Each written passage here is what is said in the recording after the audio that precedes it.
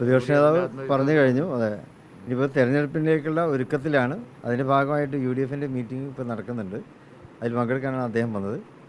കോൺഗ്രസും മുസ്ലിം ലീഗും ഒക്കെ ഒറ്റക്കെട്ടായിട്ട് UDFനെ കൂടുതൽ ശക്തിപ്പെടുത്തി വരാനിരിക്കുന്ന തെരഞ്ഞെടുപ്പുകളെല്ലാം ഒരു വലിയ തിരിച്ചുവരവിന് വേണ്ടിയുള്ള ഒരുക്കത്തിലും അതിനു വേണ്ടിയുള്ള പ്രയത്നത്തിലുമാണ്. തീർച്ചയായിട്ടും അതൊക്കെ വിജയം കാണുക തന്നെ ചെയ്യും. അദ്ദേഹത്തെക്കാളും ഇരട്ടി കോൺഫിഡൻസ് ആണ് ഈ കാര്യത്തിൽ മുസ്ലിം ലീഗിലുള്ളത്. അദ്ദേഹത്തെ വനവാസത്തിന് പോകാൻ ഞങ്ങൾ സമ്മതിക്കൂല.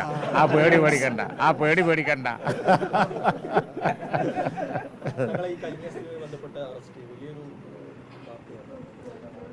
അതെ, അത് രാജ്യത്തിൻ്റെ മത സ്വാതന്ത്ര്യത്തെ ഇല്ലാതാക്കാനുള്ള ശ്രമങ്ങളുടെ ഭാഗമാണ്.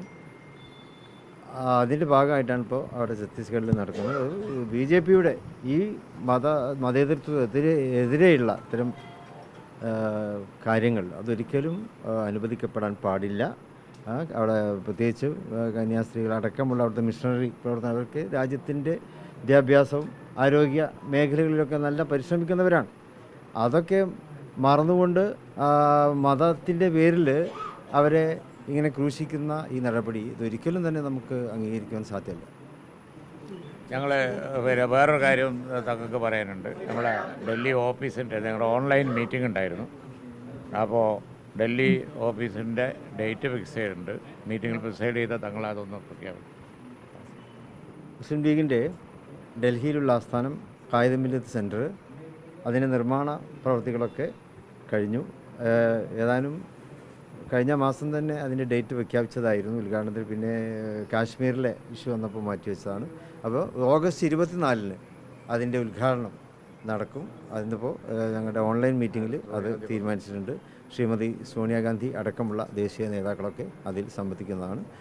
ഓഗസ്റ്റ് 24-ന് 3 മണിക്ക് ഡൽഹിയിലെ നെഹ്റു സ്റ്റേഡിയത്തിലാണ് അതിൻ്റെ പൊതുപരിപാടി വെച്ചിട്ടുള്ളത്. മറ്റൊരു കാര്യം, ചുരൽമല ഒരു ആണ്ട് ഇപ്പോഴും പലരും പുറത്താണ്, അല്പം വീട് കിട്ടിയില്ല. മുസ്ലിം ലീഗടക്കം അതിന് വീടിൻ്റെ മുസ്ലിം ലീഗ് അവിടെ 105 വീടുകൾ എടുത്തു കൊടുക്കുന്നതിനുള്ള പരിശ്രമത്തിലാണ്. അതിനുള്ള എല്ലാ കാര്യങ്ങളും നടന്നുകൊണ്ടിരിക്കുന്നു. സ്ഥലം എടുപ്പ് കഴിഞ്ഞു.